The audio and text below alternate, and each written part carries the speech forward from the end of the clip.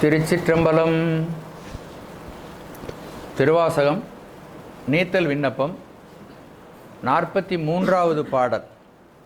மன்னவனே ஒன்றுமாறு அறியாச் சிறியேன் மகிழ்ச்சி மின்னவனே விட்டிடுதி கண்டாய் மிக்க வேத மெய்நூல் சொன்னவனே சொற்கழிந்தவனே கழியா தொழும்பர் முன்னவனே பின்னும் ஆனவனே இம் முழுதையுமே. பதவுரை. மிக்க வேதம் மெய்நூல் சொன்னவனே. சொற்பொருள் மிக்க, மிக்க அப்படிங்கிறதுல சொற்பொருள் மிக்க மறைகளையும், மறைகள்னா வேதங்கள், சொற்பொருள் மிக்க வேதங்களையும் மெய்யான சிவ ஆகமங்களையும் சொல்லி அருளியவனே.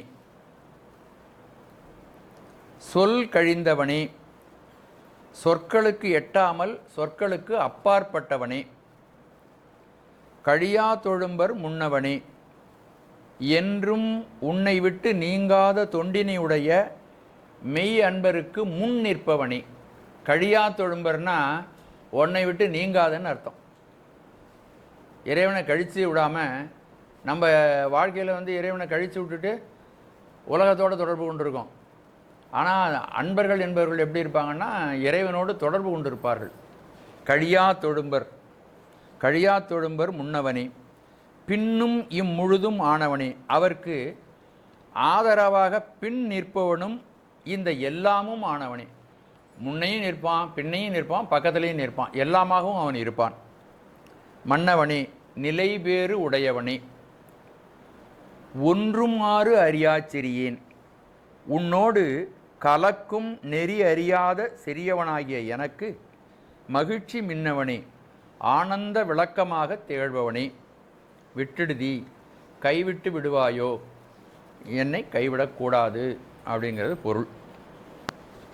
இப்பொழுது இதில் அமைந்திருக்கின்ற சிந்தனைகளை விரிவாக பார்க்கலாம். மிக்க வேதம் மெய்நூல் சொன்னவனே.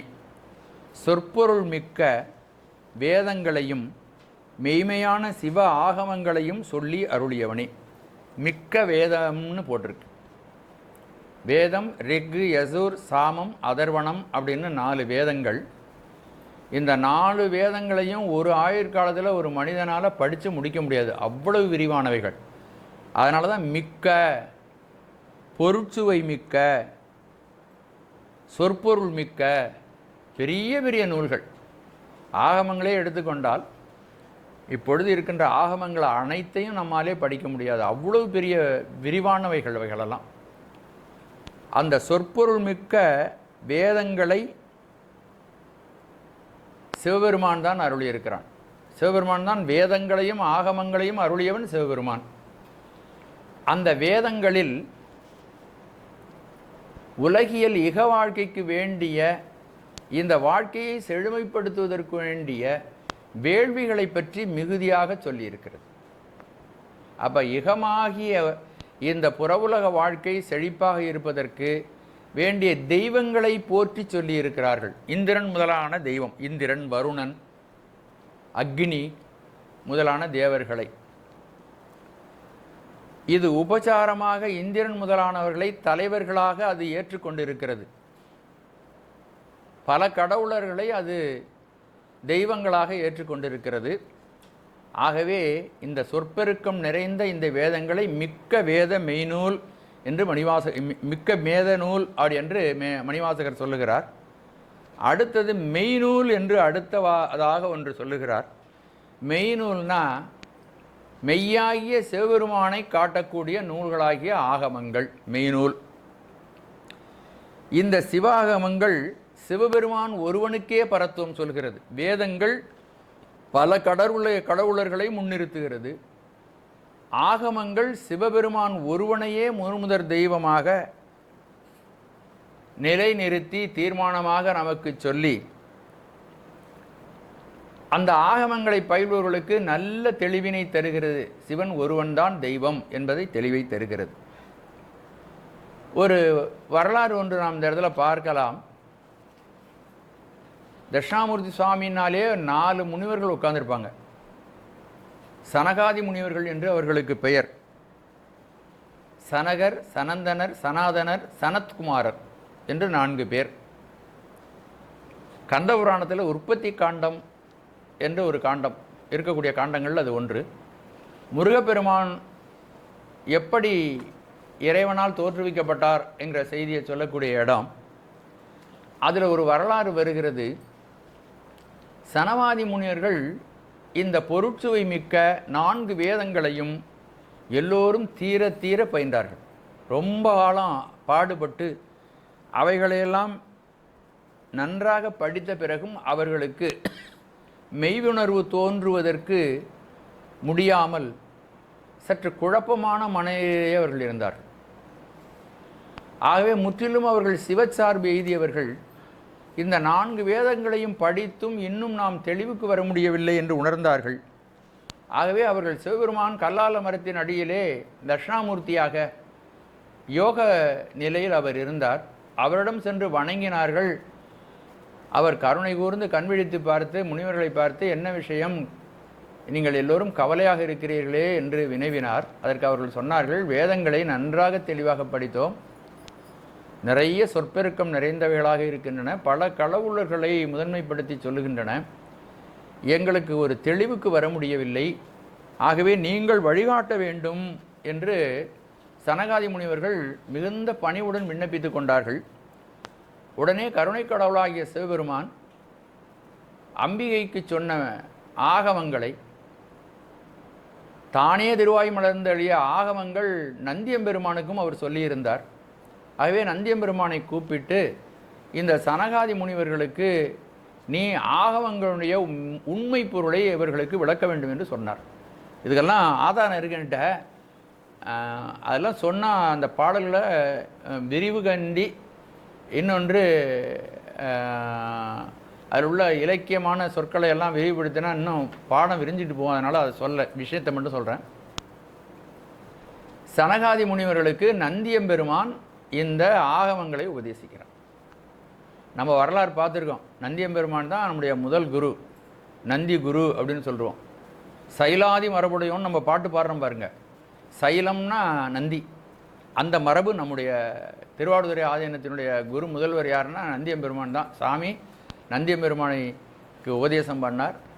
அவர் சனத்குமாரருக்கு உபதேசம் பண்ணினார். அதிலிருந்து தான் வருது, நம்ம சைவஸ்தனில் படிச்சிருக்கிறோம். ஆகவே அப்படிப்பட்ட ஆகமங்கள், முதலாகமங்கள் 28 ஆகமங்கள் இருக்கின்றன. உபாகமங்கள்னா ஆகமங்களுக்கு துணையான நூல்கள் ஒரு 207 ஆகமங்கள் இருக்கின்றன. அது ஒரு பெரிய கடல். சிவபெருமான் இந்த உயிர்களெல்லாம் கடைத்தேற வேண்டும் என்பதற்காக அந்த ஆகமங்களாகவும் அவன் விளங்குகிறான்.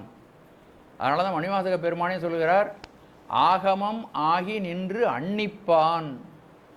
அண்ணுதல்னா நெருங்கி வந்து அருள் புரிதல்னு அர்த்தம், இனிமை பயத்தல்னு இன்னொரு அர்த்தம். ஆகமமாக விளங்கி நம்மிடம் நெருங்கி வந்து அருள் புரிகிறான். இப்போ நம்ம ஆகமங்களுடைய ஞானபாத பொருள் எல்லாம் நம்ம படித்து தெரிஞ்சுக்கிறோம் இல்லையா, நம்மளை நெருங்கி வருது அந்த உண்மை. அதில் உள்ள ஆழமான கருத்துக்கள் மிகவும் தெளிவாக எளிமையாக்கப்பட்டு உங்கள்கிட்ட வந்து சேருது. அப்போ சிவபெருமான் தான் இந்த உயிர்களை கடைத்தேற்ற வேண்டும் என்பதற்காக தக்கார்கள் மூலமாக அவனே இறங்கி வந்து தன்னை வெளிப்படுத்தி கொள்கிறான். வேற யாரும் இதுக்கு அதிகாரி கிடையாது, சிவபெருமான் தான் அதிகாரி. அவனுடைய செயல்கள் தான் இப்போ நம்மளை ஆட்கொள்கின்றன, நமக்கு அந்த விஷயங்களை தெரிவிக்கின்றன. ஆகவே ஆகவமாகி நின்று அன்னிப்பான். ஆகவமாக இருந்து நெருங்கி வந்து நமக்கு அருள் புரிவான். ஆகவமாக இருந்து நமக்கு இனிமை பயப்பவன். இந்த ஆகவங்களிலே 4 பிரிவுகள் இருக்கின்றன. சரியாபாதம், கிரியாபாதம், யோகபாதம், ஞானபாதம்னு. நம்ம சைவ சித்தாந்த சாத்திரங்களெல்லாம் ஞானபாதத்தில் அடங்கியவைகள். ஞானம் அடைவதற்கு சரியை, கிரியை, யோகம் ஆகியவைகளிலிருந்து நாம் மேலே வந்து கேட்டல், சிந்தித்தல், தெளிதல், நிட்டை கூடுதல் ஆகிய ஞான நெறிகளிலே நம்மை கொண்டு போய் நாம் சிவானந்த அனுபவத்தை அடைவதற்குரிய சிவோகம் பாவனையில் நம்மை இருத்தக்கூடிய மேலான உண்மைகளை சொல்லக்கூடியவை அந்த ஞானபாத பொருள்களை நமக்கு சொல்லுகின்றன. ஆகவே சிவபெருமான் ஆகமங்களையும் வேதத்தையும் அவனே திருவாய் மலர்ந்தருளியிருக்கிறான். ஏனென்றால் இந்த உலகத்திற்கு அவன்தான் சக்கரவர்த்தி, அவன்தான் இந்த உலகத்தை நடத்துபவன், அவனுடைய திருவருள் தான் இந்த உலகத்தை நடத்துகிறது. இதை நம்முடைய சைவ சித்தாந்த குருமார்களிலே மிக மிக மிக தெளிந்த ஆகம பயிற்சியுடைய சகலாகம பண்டிதராகிய அருணந்தி சிவாச்சாரியார் தன்னுடைய சிவஞான சித்தியார் சுபக்கத்தில் 267வது பாடலில் ஒரு செய்தியை சொல்லுகிறார்.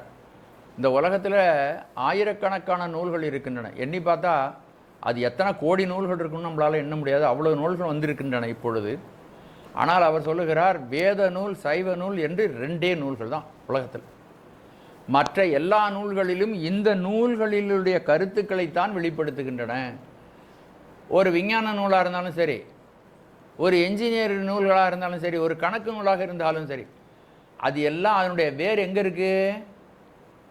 வேதத்தில் இருக்குது. வித்து அப்படின்னா வித்தை, அறிவுன்னு அர்த்தம். வேதம் எல்லாம் அதில் இருக்குது. வேதத்தினுடைய சாரம்னு சொல்லுவாங்க. அப்போ அந்த வேத நூல் ஆகம நூல் 2 தான் எல்லா நூல்களுக்கும் மூல நூல்கள். மற்ற எல்லா நூல்களும் இதிலிருந்து விரிந்தவைகள். இந்த 2 நூலையும் நமக்கு சொன்னவர் சிவபெருமான். வேதமும் வேள்வியும் ஆயினார்க்கு ஆரியன் கண்டாய் தமிழன் கண்டாய் என்று நம்முடைய பெரியவர்கள் அதை சிறப்பித்து சொல்லுகிறார்கள். வடமொழின்னு நம்ம வெறுக்கக்கூடாது. ஏனென்றால் சிவபெருமான் திருவாய் மலர்ந்த அருளிய மொழிகளில் வேதமும் வடமொழியும் உண்டு, தமிழும் உண்டு. அதனால் 2க்கும் வேற்றுமை பார்க்குறதெல்லாம் யாராவது பொருள் குவிப்புக்காகவும் உண்மையை திரித்து சொல்வதற்காகவும் சொல்லுவாங்க. அதெல்லாம் நம்ம கேட்கக்கூடாது. இந்த 2 நூல்களில் ஆரணம், அதாவது வேதம் என்பது பொது நூல். ஏன் அது பொது நூல் அப்படின்னு கேட்டிங்கன்னா, அது பல கடவுளர்களுக்கு முதன்மை சொல்லுகிறது. அதோடு கூட இந்த உலகியல் வாழ்க்கையை செழிப்பாக, இந்த யாகம் பண்ணால் உன்னுடைய ஆயுள் விருத்தியாகும், இந்த யாகம் பண்ணால் சீக்கிரம் கல்யாணம் நடக்கும் அப்படின்னெல்லாம் அந்த வேதங்களில் உள்ள மந்திரங்களுக்கு அதுக்கு பலன் இருக்கின்றது. ஆனால் நம்முடைய ஆகம நூல்களில் உள்ள ஞானவாத பொருள்கள் சிவனை மட்டுமே காட்டுகின்றன. அதனால் இது சிறப்புன்னு பேர். ஆகமங்கள் சிறப்பு, வேதம் பொது. இந்த வேதம் வேண்டாமான்னு கேட்டால் உலக வாழ்க்கையை செம்மையாக நடத்துவதற்கு வேதத்தினுடைய கருத்துக்கள் நமக்கு தேவை. அதிலிருந்து சத்தினிபாதம் வாய்க்க பெற்றவர்கள் யார் இறைவனை தேடுகிறார்களோ அவர்களுக்கு ஆகம நூல் தேவை. ஆக 2 சாராரும் இந்த உலகத்தில் இருந்துகிட்டு இருக்கிறாங்க. இதிலிருந்து கடை தேறி தான் அங்கே போகணும். ஆகவே எல்லோருக்கும் வேண்டிய நூல்களாக ஆகமத்தையும் வேதத்தையும் இறைவனே வகுத்தருளியிருக்கிறான். இந்த நூல்கள் மிக மிக முக்கியமானவை, வேதமும் ஆகமங்களும். இந்த ஆகமங்கள் தான், சிவாகமங்கள் தான் சித்தாந்தமாக நமக்கு இங்கு தரப்படுகிறது அப்படின்னு அவர் ரொம்ப தெளிவாக சொல்கிறார். இப்போ நான் சொன்ன கருத்துக்கள்லாம் அடங்கி இந்த பாடலை மட்டும் காதில் வாங்குங்க. வேத நூல் சைவ நூல் என்று 2 நூல்கள், வேறு உரைக்கும் நூல் இவற்றின் விரிந்த நூல்கள். ஆதி நூல் அனாதி அமலம் தரும் நூல். ஆதி நூல் அனாதி அமலம் தரும் நூல். அமலன் சிவபெருமான் தரக்கூடிய நூல் 2ம். ஆரண நூல் பொது, சைவம் அரும் சிறப்பு நூலாம். பொது நூல் ஒன்று, சிறப்பு நூல் ஒன்று செய்திருக்கிறார். நீதியினால் உலகர்க்கும். ஆகவே முறைப்படி குடும்பம் நடத்தக்கூடிய இல்லற வாழ்க்கை நடந்து அந்த இல்லற வாழ்க்கையிலே நன்றாக தெளிவாக இல்லற வாழ்க்கையை நடத்தினவர்கள் முறையாக துறவுக்கு வருவார்கள். அப்போ அவர்களுக்கு கடவுள் பற்றிய உண்மைகளை சொல்வதற்கு அந்த சிறப்பு நூலாகிய ஆகமங்களையும் சொல்லி அருளினான். நீதியினால் உலகிற்கும் சத்தினிபாதற்கும் நிகழ்த்தியது நீள்மறையின் ஒளிபொருள் வேதாந்த தீதில் பொருள் கொண்டு உரைக்கும் நூல் சைவம், பிற நூல் திகழ்பூர்வம், சிவாகமங்கள் சித்தாந்தமாகும் என்று சொல்லியிருக்கிறார். எதுக்கு நம்ம இவ்வளவு தினம் விரிவாக சொல்கிறேன்னா, மாணிக்கவாச சுவாமிகள் இந்த கருத்துக்களை எல்லாம் உள்ளடக்கி சொல்கிறார்கள். மிக்க வேத மெய்நூல் சொன்னவனே. இதுக்கு இன்னும் விரிவா, இன்னும் விளக்கமா, இன்னும் நிறைய செய்திகளை நாம் சிந்திக்கலாம். இதே செய்தியை திருஞான சம்பந்தர் தன்னுடைய ஒரு பாடலிலே சொல்லுகிறார். இதற்கு இணையான செய்திகள் அப்படின்னு எடுத்துக்கிட்டிங்கன்னா, சுரங்கம் போல தோண்ட தோண்ட வருகிறது. நம்முடைய நாம் செய்த தவ பயன், நம்ம இந்த தமிழ்நாட்டில் பிறந்த தவ பயன் என்னன்னு கேட்டிங்கன்னா, நம்மை தெளிவுபடுத்துவதற்கும் வலிமைப்படுத்துவதற்கும் நம்மை சரியான வழியில் அடித்துச் செல்வதற்கும் நமக்கு திருமுறைகளும் சைவ சித்தாந்த சாத்திரங்களும் மிக துணையாக அமைந்திருக்கின்றன. இறைவனுடைய திருவடியை விண்ணோர்களும் மண்ணுலகத்தவர்களும் பணிந்தார்களாம். எங்களுக்கு வழிகாட்டுங்க, இந்த உலகத்தில் எங்களை சிருஷ்டி பண்ணி கொண்டு வந்து விட்டுருக்குறீங்க, நாங்கள் எப்படி நடந்துக்கணும்னு எங்களுக்கு வழி சொன்னால் தேவலாம், நீங்கள் சொன்ன வழிபடி நடந்துக்கிறோம் அப்படின்ன உடனே சிவபெருமான் வேதம் 4ஐயும் 18 புராணங்களையும் ஆகமங்களையும் விரித்து சொன்னானா. எங்கே இருக்கின்ற சிவபெருமான் அப்படின்னா, கேதாரங்கிறதுல சிவபெருமான் தான் இந்த காரியத்தை செய்தான் என்று சம்பந்த பெருமான் சொல்லுகிறார். பாதம் பின்னோர் பலரும் பணிந்தேத்த, வேதம் 4ம் 18ஓடு 6ம். அந்த வேதத்தை கற்பதற்கு 6 அங்கம், 6 அங்கம், வேதம் அங்கம், வேதமும் அங்கமும் வேதமும் அப்படின்னு சொல்லுவாங்க. அப்போ அதுக்கு 6 அங்கங்கள் இருக்கின்றன. அந்த 6 அங்கங்கள் சிக்ஷை, வியாக்கரணம், வேதத்தை கற்றுக்கிறதுக்கு வியாக்கரணம், இலக்கணம், சந்தசு, நிருத்தம், சோதிடம், கற்பம் முதலானவைகள் உபநூல்கள். அவைகளையெல்லாம் இறைவனே விரித்து சொல்கிறானாம். தாது விண்ட மது உண்டு மிண்டிவரு வண்டினம், கீதம்பாட மடமந்தி கேட்டுகளும் கேதாரமே. அப்போ சிவபெருமான் தான் இவைகளை சொன்னார்கள் என்பதற்கு 2 சான்று நம்ம சொல்லியிருக்கிறோம். ஒன்று, தமிழ் ஆகமமாகிய சிவஞான சித்தியாரிலிருந்து ஒரு பாடல், திருஞான சம்பந்தருடைய பாடல், இன்னும் நிறைய சொல்லியிருக்காங்க நம்முடைய பெரியவர்கள். ஆகவே வேதத்தையும் மெய்நூலையும் நமக்கு அருள் புரிந்தவனே சிவபெருமானே என்று விழித்து கூப்பிட்டுவிட்டு அடுத்த செய்தியை சொல்லுகிறார்.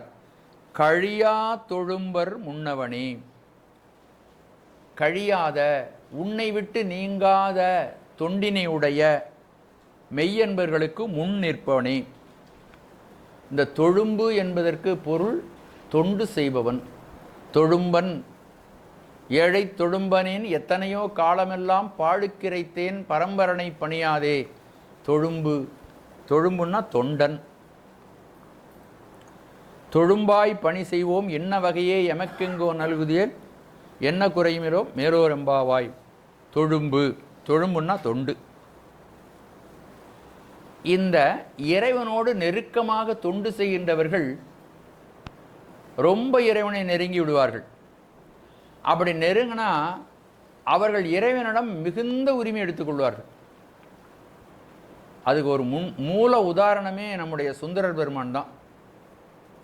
இறைவனோடு நெருங்கிய தொடர்பு கொண்டிருந்தார். அவரை தன்னுடைய தோழனாகவே கருதினார்.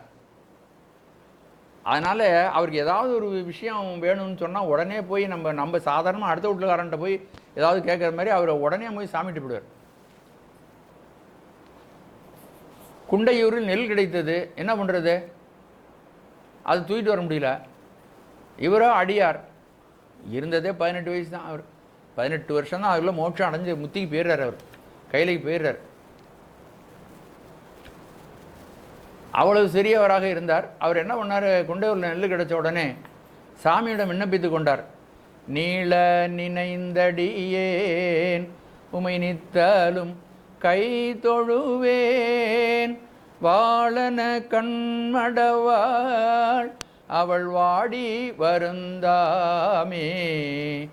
கோளிலியம் பெருமான் குண்டையூர் சில நெல்லு பெற்றேன் ஆளிலையம் பெருமான் அவை அட்டித்தரப்பணியே.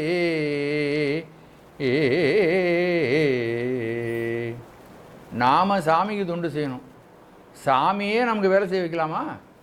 அந்த உரிமை அவ்வளவு நெருக்கம் சிவபெருமானுக்கும் சுந்தர பெருமானுக்கும். ஆளிலை எம்பெருமான் அவை அட்டித்தரப்பணியே என்ற ஆள் இல்லை, என்னால் தீர முடியாது, அதை கொண்டு வரதுக்கு வழி பண்ணு, ஆளை விடு அப்படின்னு கேட்குறார். இன்னொன்று சொல்கிறாரு, அவர் அவ்வளவு நெருக்கம்.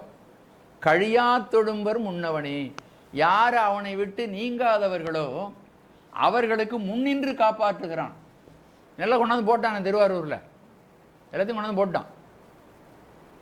பெற்ற பொழுதும் பெறாத பொழுதும் பேணி உண்கடல் ஏற்றுவார்கள். அடியார்களெல்லாம் இருக்காங்களே, அவன் சாமியை பார்த்து கேட்குறாரு, நீ அறிவு இருக்கிறவன் செயலெல்லாம் செய்கிறியா, நீ முட்டாள் பார்க்குற வேலையை பார்க்குறியா, நீ இல்லை இருக்கிற பொழுதும் இல்லாத பொழுதும் அடியார்களெல்லாம் உன்னையே கதி என்று இருக்கிறார்கள். பணம் இல்லைன்னு உன்னை விட்டு விலகிறது கிடையாது, பணம் ஜாஸ்தியாக இருந்து மகிழ்ச்சி போட்டு உன்னை விட்டு விலகிறது கிடையாது, எப்பொழுதும் ஒன்றுக்கிட்டே தான் இருக்கிறாங்க, வேற எந்த பற்றும் கிடையாது. அவங்க கஷ்டப்படுறாங்களே, அவங்களுக்கு உதவுங்கிற புத்தி உனக்கு இருக்கா? மற்றோர் பற்றிலர் என்று இறங்கி மதியுடையோர் செய்கை செய்யீர். அறிவுள்ளவன் செய்கிற செயலை செய்ய மாட்டேங்கிற நீ. அப்போ என்ன அர்த்தம் அதுக்கு? ஆமாம், அற்ற பொழுதும் அளந்த பொழுதும் ஆபக்காலத்து அடிகள். சரி, ஒன்னே நம்பி இருக்கிறோம், வாழ்ந்தாலும் செத்தாலும் ஒன்னையே உன்னுடைய திருவடியே பணிஞ்சிருக்கிறோம். இப்போ என்கிட்ட பணம் இல்லை, எனக்கு ரொம்ப பொருள் தேவைப்படுது, என்ன பண்ணலாம்? உன்னை கொண்டுட்டு போய் ஒத்தி வச்சு காசு வாங்கி சாப்பிட்லாமா அப்படின்னு கேட்குறாரு. அற்ற பொழுதும் அலர்ந்த பொழுதும் ஆபத்காலத்து அடிகள் உம்மை ஒற்றி வைத்து இங்கு உண்ணலாமோ ஓனகாந்தன் தளியொழிகிறேன். ஓனகாந்தன் என்ற தளி கோயிலில் இருக்கக்கூடிய சிவபெருமானே உன்னை ஒத்தி வச்சு சாப்பிடலாம். எவ்வளவு உரிமை பாருங்கள். அப்போ இறைவனிடம் அந்த அளவுக்கு நெருக்கமாக இருக்கிறார்கள். அவர்கள் யாருன்னா கழியா தொழும்பர், அவனை விட்டு ஒரு பொழுதும் நீங்காத தொழும்பர்னா யாரு? மெய்த்தொண்டர். சும்மா மற்றவங்க நம்மளை பெருமைப்படுத்திக்கணும்னு பார்த்து தொண்டு செய்கிறவங்க இல்லை. அடுத்தவங்க பார்க்கும்பொழுது இந்த பேப்பரை அல்லது ஒரு வாரம் எடுத்துகிட்டு கூட்டுறது, அவங்க போயிட்டாங்கன்னா ஒன்றும் பண்ணாமல் வீட்டுக்கு போயிடுறது. அப்படி கிடையாது. எந்த காலத்துலேயும் அற்ற பொழுதும் ஹராத பொழுதும் எல்லா பொழுதும் தொண்டு செய்யக்கூடியவர்கள். கழியா தொழும்பர் முன்னவனே, அவர்களை முன்னின்று காக்கின்ற பரம்பொருளே. கழியா தொழும்பர் முன்னவன், அதுக்கு அடுத்தது சொல் கழிந்தவனே. சொல்லுக்கும் உன்னுடைய பெருமை எப்படிப்பட்டதென்றால் சொல்லுக்கும் அப்பாற்பட்டவன். பாதாளம் ஏழினும் கீழ் சொற்கழிவு பாதமலர். சொல்லுக்கு அப்பாற்பட்டது உன்னுடைய திருவடி. போதார் புனைமுடியும் எல்லா பொருண்முடிவே. பேதை ஒருவாள் திருமேனி ஒன்றல்லன் வேத முதல் விண்ணோரு மண்ணும் துதித்தாலும் ஓத உலா தோழன் தொண்டருடன் கோதில் குலத்தரன்றன் கோயிற் பினாப்பிள்ளைகள் ஏதவன் பேர் ஏதவன் ஊர் யாருற்றார் ஆரையலார் ஏதவனை பாடும் பரிசேலோர் எம்பாவாய். சொல் கழிந்தவனே. ஆகவே இதில் சொல்லுக்கும் அப்பாற்பட்டவன் என்ற செய்தியை பல ஞானிகளும் சொல்லியிருக்கிறார்கள். எவ்வளவுதான் வார்த்தை ஜாலம் பண்ணாலும் அந்த வார்த்தை ஜாலத்துக்கு அவன் அகப்பட மாட்டான். இவன் இந்த நூலை பூரா மனப்பாடம் பண்ணியிருக்கான் அப்படின்னா சாமி வரமாட்டானா. நூல் உணர்வு உணரா நுண்ணியோன் காண்க. மாணிக்கவாசகர் தான் சொல்கிறார், நூல் உணர்வு உணரா நுண்ணியோன் காண்க. மாற்றம் மனம் கழிய நின்ற மறையோனே. மாற்றம்னா சொல்லு, சொல்லுக்கு அப்பாற்பட்டவனே. சொல்லுக்கு அப்பாற்பட்டவன் மனதுக்கும் அப்பாற்பட்டவன். சொற்பதத்தார் சொற்பதமும் கடந்து நின்ற சொலற்கரிய சூழலாய் அப்பர் பெருமான். சொற்பதம் கடந்த தொல்லோன் போற்றி, இப்படி நிறையா. ஆகவே சொல் கழிந்தவனே, சொல்லுக்கும் அப்பாற்பட்டவன் இறைவன். சொல்லினாலே அவனை வசப்படுத்த முடியாது, சொல்லுக்கும் அப்பாற்பட்டவன். முன்னவனே, எல்லாவற்றுக்கும் முன்னவனாக. யாருக்கு அவன் முன்னவனாக இருக்கிறான் அப்படின்னு ஆராய்ஞ்சு பார்த்தா அவன்தான் சரியாதி தவங்களை அடியார்களுக்கு வகுத்து கொடுத்திருக்கிறான். தன்னை அடையக்கூடிய நெறியை அவனே வகுத்து நமக்கு தந்திருக்கிறான். தகுந்த ஆச்சாரியார்கள் மூலமாக நமக்கு தருகிறான். அந்த சரியாதி நெறிகளிலே ஒரு மெய்யன்பர்கள் நடந்து செல்லும் பொழுது அவர்களுக்கு தளர்ச்சி உண்டாகும். உடல் தளர்ச்சி வரலாம், மனத்தளர்ச்சி வரலாம். எப்படிப்பட்ட மனத்தளர்ச்சியோ உடல் தளர்ச்சியோ வந்தால் அதனாலே அவர்கள் அரைப்புண்டு தேங்கி விடாமல் அந்த தொண்டை தொடர முடியாமல் அவர்கள் களைத்து நின்றால் அப்பொழுது அவர்களுக்கு முன்னாக வந்து அவர்களை அவன் அழைத்து செல்வான். முன்னவனே, நல்ல நெறியில் அழைத்து செல்லக்கூடியவன் அவன் முன்னவன். முன்னே இருந்து நம்மை நல்ல வழியிலே அழைத்து செல்வான். அதுக்கு அடுத்தது பின்னும்,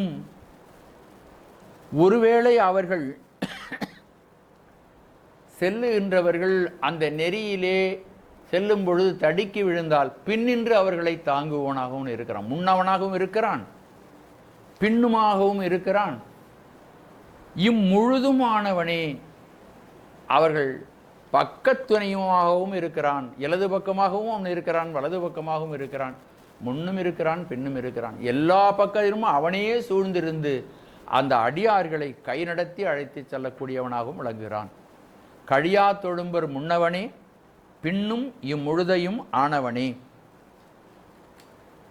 அப்படி யார் ஒருவர் மெய்யன்பர்களாக இருக்கிறார்களோ, தொழும்பர்களாக இருக்கிறார்களோ, உண்மையாகவே இறைவனுக்கு தொண்டு செய்வார்களாக இருக்கிறார்களோ, அவர்கள் அவனை அடைய வேண்டும் என்று யார் ஒருவர் துடித்து கொண்டிருக்கிறார்களோ, மெய்யான நெறியில் செல்லக்கூடிய அந்த பக்தர்களுக்கு முன்னவனாகவும், முன்னே இருந்து அழைத்து செல்பவனாகவும், பின்னே இருந்து தாங்குவவனாகவும், பக்க பகுதிகளில் நின்று அவர்களை காப்பாற்றுவனாகவும் சிவபெருமான் விளங்குகிறான். மன்னவனே, மன்னவன் அப்படின்னா இந்த உலகத்தை ஆட்சி செய்கின்ற மன்னவன், அதுபோல் இந்த பிரபஞ்சம் அனைத்தையும் ஆட்சி செய்கின்ற மன்னவன் ஒரு பொருள் சொல்லலாம்.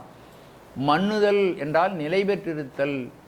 எல்லாம் அழிந்து போகின்ற காலத்திலே நீ ஒருவனே நிலை பெற்றவன். அப்படி நிலை பெற்றவனாக இருக்கின்ற நீ இந்த பிரபஞ்சத்தை சிருஷ்டி செய்ததோடு, இந்த மக்களை அறியாமையிலிருந்து விடுபடுத்த வேண்டும் என்று நீ கருதியதோடு, இவர்களெல்லாம் நல்ல முறையிலே வாழ வேண்டும் என்பதற்காக வேதத்தையும் ஆகமத்தையும் அந்த விதிகளை வகுத்து தந்தவனும் நீதான்.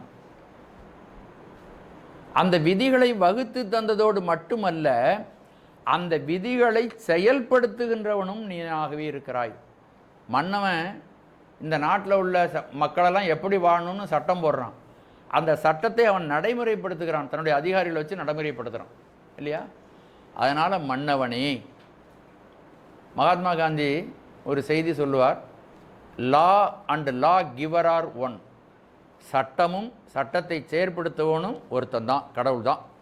அவன் தான் சட்டத்தை அவன் தான் விதி செய்தான், அவனே விதியாக இருக்கிறான். இயற்கை தர்மங்கள், ஒரு தீமை செய்தால் அந்த தீமை பின்விளைவாக யார் செய்தானோ அவனையே வந்து தாக்கும். இது இறைவனுடைய சட்டம், இதிலிருந்து யாரும் விலக முடியாது. இது மாதிரி தர்ம நெறிகளை அவன் ஏற்படுத்தி இருக்கிறான். அதனால தான் சொல்கிறாங்க, முற்பகல் செய்யின் பிற்பகல் விளையும். தவறான செயல்கள் செய்தால் அதனாலே தண்டனை உண்டாகும் என்று கர்ம வினையை பற்றி திருவள்ளுவர் மிக விரிவாக திருக்குறளிலே சொல்லியிருக்கிறார். அதை பற்றிய விரிவான ஆராய்ச்சி இருக்கிறது. வினை கொள்கையை பற்றி திருவள்ளுவரை போல யாரும் சொல்லியிருக்க முடியாது, அவ்வளவு சிறப்பாக அவர் வினை கொள்கையை பற்றி சொல்லியிருக்கின்றார். ஆகவே தர்மங்களை செய்தவன் அவன், தர்மங்களை படி இந்த உலகை நடத்துபவனவன், தர்மங்களை மீறி இருக்கின்றவர்களை தண்டிப்பவனவன், தர்மப்படி நடக்கின்றவர்களை அவனே தகுந்த தகுதிகளையெல்லாம் வழங்கி தெய்வ நிலைக்கு உயர்த்துபவனும் அவனாகவே இருக்கிறான். ஆகவே அவன் மன்னவனே. இப்படிப்பட்ட பரம்பொருள்கிட்ட ஒரு விண்ணப்பம் செய்கிறார். ஒன்றுமாறு அறியா சிறியேன். இப்படி இருக்கிறாயே பெருமானே, நீ வேத நூல் சொல்லியிருக்கிறாய், சொல்லுக்கு அப்பாற்பட்டு விளங்குகிறாய். நீ அடியார்களுக்கு முன்னவனாகவும் பின்னவனாகவும் பக்கத்துணையாகவும் இருந்து அவர்களை நல்ல நெறியிலே அழைத்து செல்கிறாய். இந்த உலகத்திற்குரிய விதிகளை நீயே வகுத்திருக்கிறாய், விதிகளை நீயே செயற்படுத்துகிறாய், விதிகளை மீறியவர்களுக்கு தண்டனையும் வழங்குகிறாய், விதிகளுக்கு உட்பட்டு நடக்கிறவர்களுக்கு பரிசுகளையும் நீ வழங்குகிறாய். நான் உன்னிடம் ஒன்ற வேண்டும் என்று நினைக்கிறேன். பெருமானே, நீ என்னோடு கலந்திருக்கிறாய் என்பது சாஸ்திரங்கள் எனக்கு சொல்லுகின்றன. கலப்பினால் பரம்பொருள் நம்மோடு கலப்பினால் ஒன்றாக இருக்கிறான், ஒன்றாக இருக்கிறான், வேறாக இருக்கிறான், உடனாக இருக்கிறான்னு படிச்சிருக்கோம் இல்லையா? ஆகவே அந்த இறைவன் நம்மோடு ஒன்றி இருப்பதை நாம் அறியாமல் இருக்கிறோம். கடவுள் நம்மோடு ஒன்றி இருக்கிறான்னா ஒரு பொய் சொல்ல நமக்கு துணியுமா? நினச்சி பாருங்கள். ஆனால் பொய் சொல்கிறோமே நம்ம, அதுக்கு என்ன பொருள்? கடவுள் ஒன்றி இருப்பதை நாம் உணராமல் இருக்கிறோம். அவன் நம்மளோட ஒன்றி இருக்கிறான், நம்ம உயிரில் அவன் கலந்து இருக்கிறான். நம்ம சொல்லக்கூடிய பொய் அவனுக்கு தெரியும்னு நமக்கு தெரிஞ்சா ஒரு பொய் சொல்லுவோமா? ஒரு வஞ்சகம் பண்ண முடியுமா? தர்மத்துக்கு புறம்பாக நம்மளால் நடக்க முடியுமா? ஆகவே இங்கே என்ன அப்படின்னா, அவன் நம்மோடு ஒன்றி இருக்கிறான், உயிரிலே கலந்து இருக்கிறான். அவன் கலவாத ஒரு பொருளும் இந்த பிரபஞ்சத்தில் இருக்க முடியாது. வானாகி மண்ணாகி வழியாகி ஒளியாகி ஊனாகி உயிராகி உண்மையுமாய் இன்மையுமாய் எல்லாவற்றிலும் அவன் கலந்திருக்கிறான்.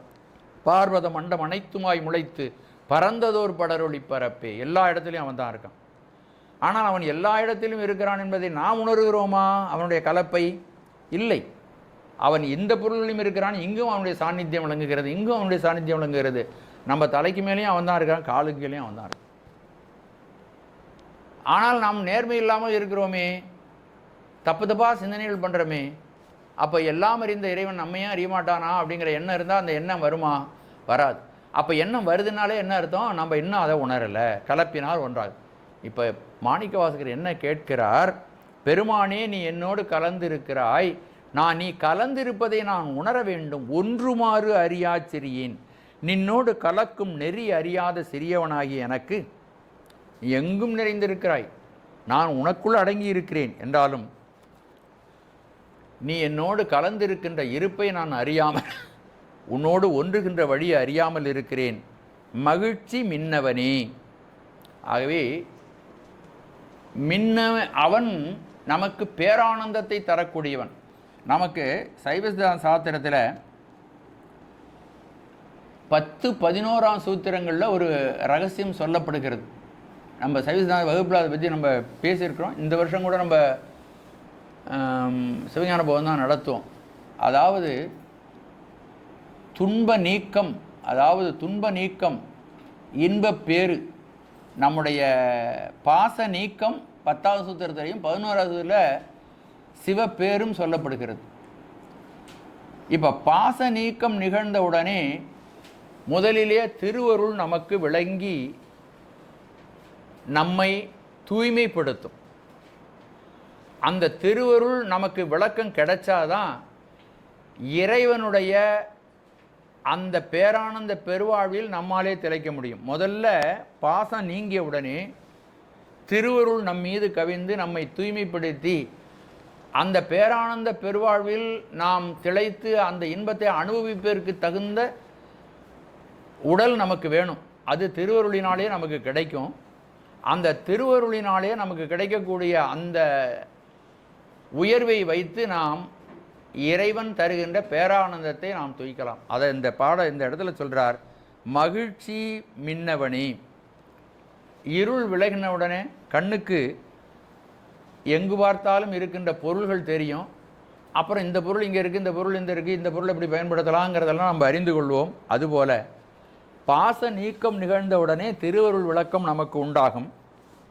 அந்த திருவருள் விளக்கம் உண்டானதுக்கு பிறகு சிவானந்த பெருவாழ்வு நமக்கு சித்திக்கும். இறைவனை நாம் உணர்வோம். அதைத்தான் இங்கு சொல்லுகிறார். மகிழ்ச்சி மின்னவனே. அப்புறம் இன்னொரு பொருளும் உண்டு.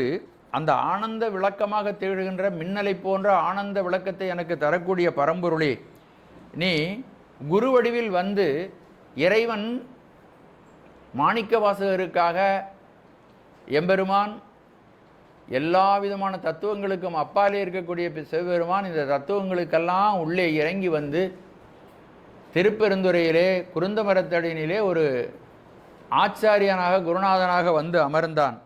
அப்படி வந்தவன் மின்னலை போன்று இவருக்கு தேவையான உபதேசங்கள் அனைத்தையும் செய்துவிட்டு, சிவாயனம என்ற மந்திரத்தையும் உபதேசம் செய்துவிட்டு, அவனுடைய கண்ணினாலும் கரத்தினாலும் பாதத்தினாலும் மந்திரத்தினாலும் தீட்சைகளை வழங்கிவிட்டு அவன் வந்தவன் மிக விரைவாக மின்னலை போல மறைந்தான். அதனால் அவர் என்ன சொல்கிறாரு? மின்னவனே. மின்னவனே என்பதற்கு 2 பொருள் இங்கே சொல்லலாம். ஒன்று, பாச நீக்கம் நிகழ்ந்த உடனே ஆனந்த விளக்கமாக சிவானந்த பேறு கிடைக்க செய்த மின்னலை போன்று எனக்கு உள்ளத்திலே அந்த ஆனந்த பிரகாசத்தை உண்டு பண்ணிய பெரியவனே. இன்னொன்று, மின்னலை போன்று தோன்றி என்னை இந்த மண்ணுலகத்தில் இருத்திவிட்டு மறைந்து விட்ட சிவபெருமானே. அப்படி மறைஞ்சிடுறார். அது மறைந்து விட்டதும் இவரை விட்டுவிட்டு மறைந்து விட்டார்னு இவர் திரும்ப திரும்ப சொல்வதற்கு காரணம் நான் முன்னாடியே சொன்னது போல, அவருக்கு இறைவனோடு ஒன்றியிருந்து பெற்ற பேரானந்த பெருவாழ்விலே அவருக்கு மிகுந்த ஈடுபாடு இருந்தது. அதிலிருந்து விலகுவதற்கு அவருக்கு மனமே வரவில்லை. நீ உனக்கு ஒரு வேலை வச்சிருக்கிறேன், நீ திருவாசகம் சொல்லு, மக்களெல்லாம் அதனாலே பயனடைவார்கள் என்றெல்லாம் சாமி உணர்த்தினார். கோலம் ஆர்தரு பொதுவினில் வருகன ஏல என்னை ஈங்கொழித்தருளி. ஏலன்னா ஒரு பொருத்தமான காரணத்திற்காக இன்னை இந்த உலகத்திலே வைத்து விட்டு சிவபெருமான் சென்றான் அப்படின்னு அவரே சொல்றார். அடியார்களெல்லாம் ஒன்ற ஒன்ற உடன்கலந்தருளியும் எய்த வந்தியலாதார் எரியற் பாயவும் மாலதுவாகி மயக்கம் எய்தியும், இப்படி பல்வேறு வகைகளிலே அவர்கள் இறைவனோடு கலந்து போய்விட்டார்கள். சில பேர் மண்ணில் விழுந்து பிறண்டாங்க, சில பேர் தீயில் விழுந்தாங்க, சில பேர் கடலில் விழுந்தாங்க, இப்படி போயிட்டாங்க, சாமிகிட்ட போய் சேர்ந்துட்டாங்க. இவரை மட்டும் விட்டுட்டு போயிட்டாரு. ஆக மின்னலை போல மறைந்து போனார். அப்படி நான் பெற்ற ஆனந்த அனுபவமும் நீ சென்றவுடனே மின்னலை போல மறைந்து விட்டது என்ற கருத்தடங்க மின்னவனே. இப்படிப்பட்ட நீ மின்னலை போல மறைந்த என்னை அந்த ஆனந்த அனுபவத்தையும் உன்னோடு எடுத்து கொண்டு சென்று விட்டாய். மீண்டும் அந்த ஆனந்த அனுபவத்தை தராமல் என்னை கைவிட்டு விடாதே, விட்டுடுதி, என்னை கைவிட்டு விடாதே, அந்த ஆனந்த அனுபவத்தை மீண்டும் எனக்கு தருவாயாக. நான் ஆனந்த அனுபவத்திற்கு தகுதியற்ற சிறுமியுடையவன் என்று கருதி என்னை கைவிட்டு விடாதே என்று மாணிக்கவாசக பெருமான் இந்த பாடலிலே தன்னை முழுதுமாக சிவபெருமானிடம் சரணாகதி செய்து இந்த கருத்துக்களை சொல்லுகிறார். இந்த பாடலில்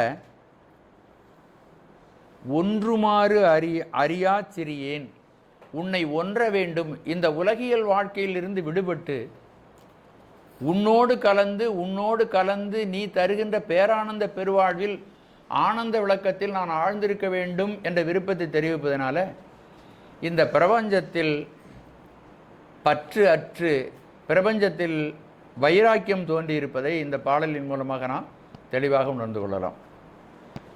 இந்த பாட்டை மறுபடியும் ஒரு தடவை பாருங்க.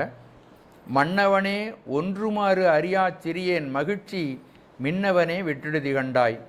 மிக்க வேத மெய்நூல் சொன்னவனே சொற்கழிந்தவனே கழியா தொழும்பவர் முன்னவனே பின்னும் ஆனவனே இம் முழுதையுமே.